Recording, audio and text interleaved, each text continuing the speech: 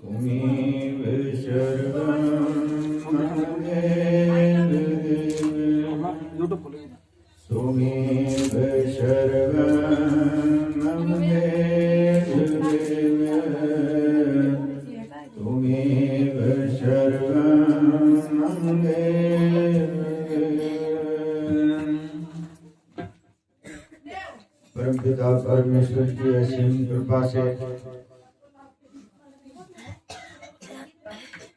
भगवान की कथा हम सब लोगों को सुनने को कहने को मिल रही है। भगवान जब प्रसन्न होते हैं तब अपनी कथा देते हैं, अपनी लीलाएं देते हैं, अपना प्रेम देते हैं। जब भगवान का प्रेम इस मनुष्य को मिल जाता है तभी ये पूर्णता को प्राप्त होता है। अभी संकीर्तन हो रहा था, उसमें कह रहे थे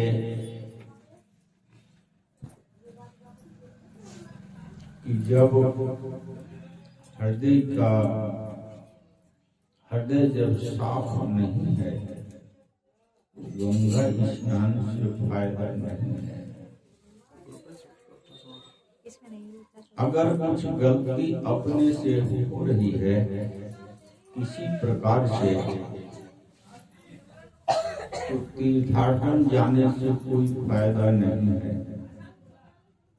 अगर हृदय की कोठरी साफ नहीं है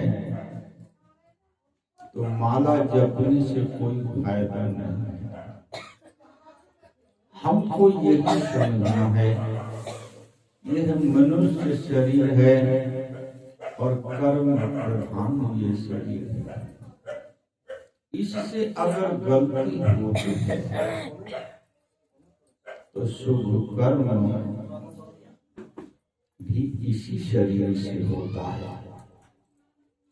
गलती न हो अच्छी बात है, लेकिन अगर हमसे कोई गलती हो गई है, ये कर्म प्रधान शरीर है। शुभ कर्म हमेशा लाभ देता है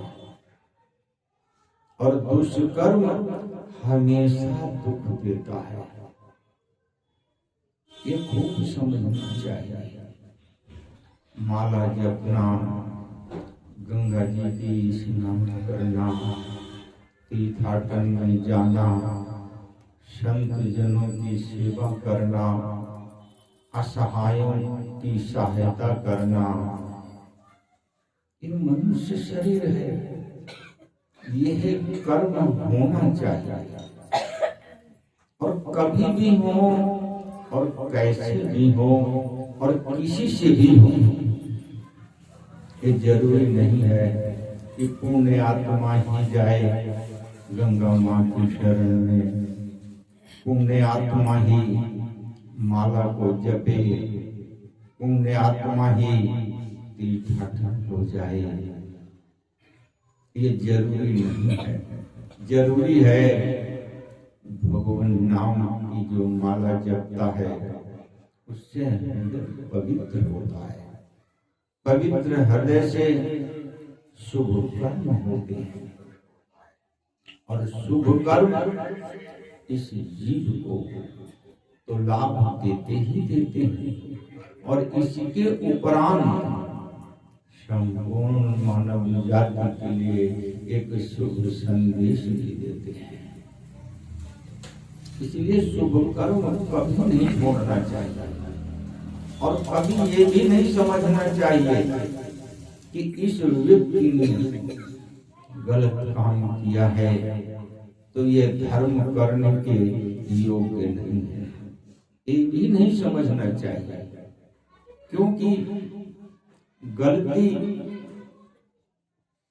किसी से भी हो जाती है और किसी से भी हो सकती है और शुभ कर्म किसी से भी हो सकता है और कैसे भी हो सकता है। महत्व इसी चीज का है कि शुभ कर्म हमेशा इस मनुष्य शरीर को लाभ देगा। इसलिए कभी भी गलती हो तो उसका प्रायश्चित भी करना चाहिए। प्रायश्चित नहीं हो सकता है तो कोई बात नहीं, लेकिन पुण्य के कर्म और धर्म के कर्म को कभी छोड़ना नहीं चाहिए। परम पूजनीय हनुमान जी जब रावण के पास गए थे और रावण पूरी तरीके से अभिमान में था, उसको गर्व था कि मैं तो भगवान शिव जी का पुजारी हूँ और मेरे पास शक्तियों की कोई कमी नहीं है। देवता और गंधर्व उसके बंदी खाने में थे और वो उसके चेहरे की तरफ देख रहे थे। जब हनुमान जी गए वहां, हनुमान जी ने उसके प्रभाव को देखा। उसके प्रभाव से हनुमान जी प्रभावित नहीं हुए, क्योंकि हनुमान जी के हृदय में भगवत प्रेम था। और इसके बाद प्रभु जी का कार्य जो सेवा उनको मिली थी, वो सेवा उनको करनी थी। उनको दो तरीके से सेवा करनी थी। एक तो सीता जी का पता लगाना था और दूसरा रावण भगवान शिव जी का भक्त था, इसलिए उसको सन्मार्ग पर भी लाना था। उसने सबसे पहले पूछा था कि तुम कौन हो और कहां से तुम आए हो। हनुमान जी ने अपना परिचय दिया था।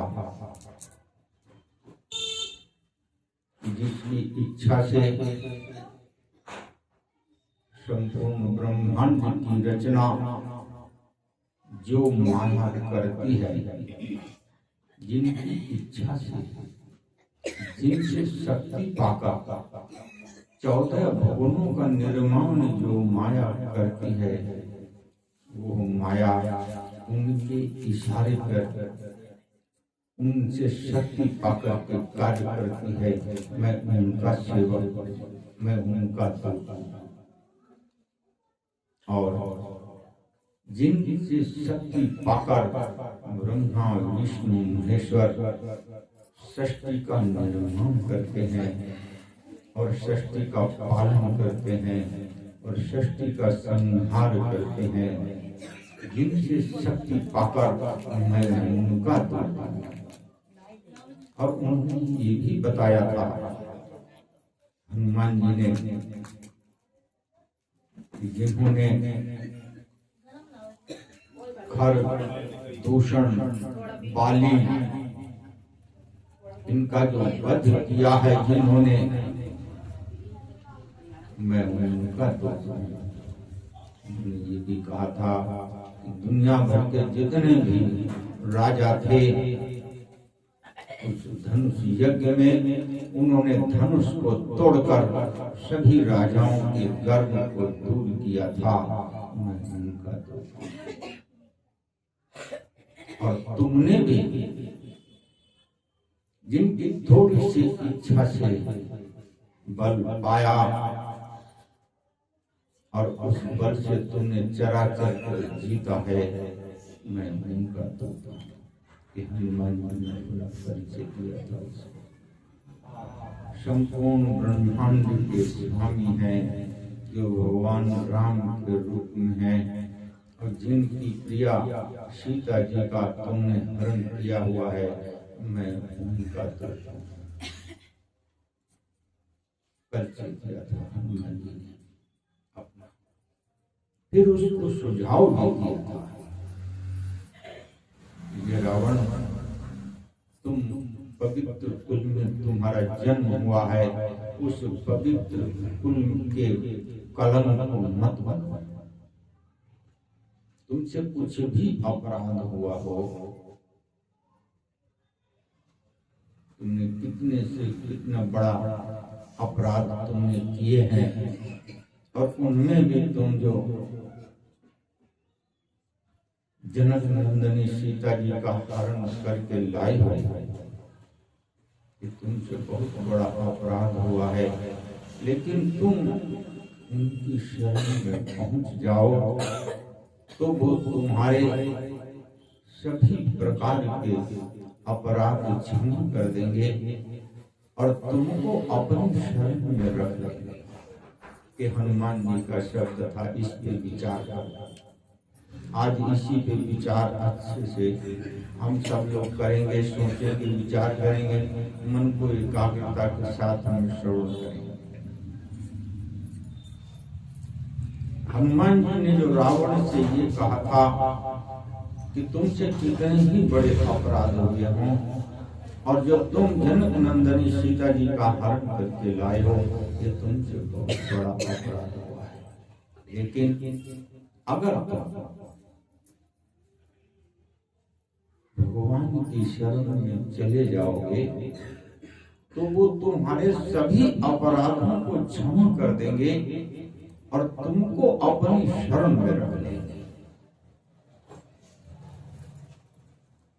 भगवान रावण इतना बड़ा पापी बन चुका था, जिसकी दृष्टि में दूसरों का अहित हो और वो शक्तिशाली व्यक्ति हो तो पाप उससे बहुत होते हैं, और इतने पाप उससे होते हैं कि वो जान भी नहीं पाता है कि मैं कितना बड़ा अपराधी बन चुका हूं। जब तो ऐसी दृष्टि बनती है कि किसी स्त्री का हरण करना, ऐसा विचार उसी के मन में आता है जो बहुत बड़ा पापी हो चुका होता है, जिसके पाप की कोई सीमा नहीं रहती है, असीम पापी होता है। उसी के मन में ये आता है कि हम किसी स्त्री का हरण करें।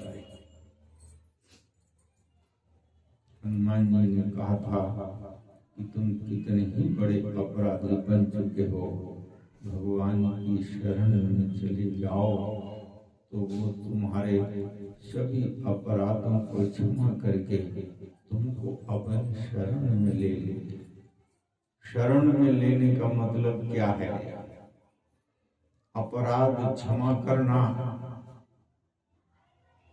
यह बहुत बड़ा कार्य है, इसको ईश्वर ही करते हैं, या फिर ईश्वर के जन यानी संत और भक्त कर सकते हैं।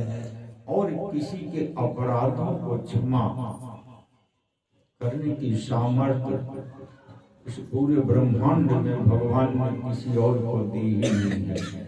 या तो उनका भक्त के दो रूप, सबसे पहले संत और दूसरा जो घर गृहस्थ में कार्यों को भगवान के आश्रित होकर के जो कर रहा है। एक तो भगवान ने उसको यह अधिकार दिया है कि तुम पापी से पापी व्यक्ति को भी क्षमा कर सकते हो, इसलिए कि तुम निरंतर ईश्वर का भजन करते हो और निरंतर तुम ईश्वर की आज्ञा में रहते हो। इसलिए यह शक्ति भगवान की तरफ से संत और भक्त को प्राप्त भगवान कराते हैं। और भगवान तो ईश्वर है, वो पूर्ण सामर्थ्यवान है, वो तो सभी प्रकार के पाप हरण किसी जीव की कर लेते हैं, दैहिक, दैविक और भौतिक। मन के अंदर जो बुरे विचार चलते हैं, भगवान उनका भी हरण कर लेते हैं। और यह जीव 3 प्रकार के तापों से ग्रसित होता है। एक भूतकाल में जो ये कर्म करके आया है, वर्तमान में जो इसको दुख मिलना होता है, और जो ये वर्तमान में पाप कर्म कर चुका होता है, जो इसका भविष्य बनता है। 3 कर्म होते हैं इस जीव से, वर्तमान के, एक भूतकाल के और तीसरा भविष्य। तीनों प्रकार के पापों को, दुख को इस जीव के भगवान हरण कर लेते हैं। दिल की कुठरिया साफ हो या न साफ हो, भगवान की शरण पाने पर जीव पवित्र होता है और भगवान उसके सभी पापों को हरण कर लेते हैं। और जो ये शरण देना, ये तो बहुत ही ज्यादा इस मनुष्य पे, इस जीव पे कृपा करना होता है। क्योंकि अगर भगवान की शरण मिल जाए तो समझो कि भगवान ने अपना लिया, ईश्वर ने अपना लिया है। और जब ईश्वर अपना लेते हैं तो इस जीव से कभी गलती नहीं होने देते हैं। जब ईश्वर अपनाते हैं तो उसी समय पर इस जीव को अपने स्वरूप का वो भान करा देते हैं। सबसे पहला कार्य जब प्रभु जी इसी मनुष्य को, इसी जीव को जब अपनी शरण देते हैं तो सबसे पहले इसको अपने स्वरूप का भान अनुभव करा देते हैं कि तुम सत्य चित आनंद स्वरूप हो, तुम पंच भौतिक शरीर नहीं हो। सबसे पहला भगवान उसको अपने स्वरूप का अनुभव कराता है। और दूसरे में सबसे पहले उसको अनुभव करा के उसके स्वरूप का, और फिर इस संसार का ज्ञान जो ये असत है, तो किस तरीके से ये असत हो जाता है और किस तरह से ये सत्य का रूप हो जाता है, ये भी अनुभव भगवान की शरण में किसी जीव को प्राप्त होता है। जो दृष्टि इस जीव को ये दिखाती है कि ये पापी है, ये पुण्यात्मा है, ये स्वार्थ का कर्म है और ये स्वार्थ से जीव सुखी होता है,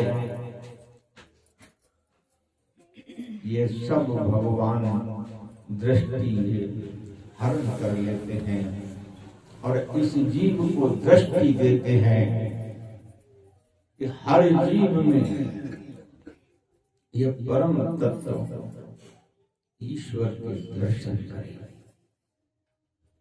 जो वास्तविक स्वरूप संपूर्ण संसार में ईश्वर व्याप्त है, उसमें उसको अपने परम पिता परमेश्वर के चरण दिखाई दे, अपने परम पिता परमेश्वर की दृष्टि मिले और उनसे प्रेम हो।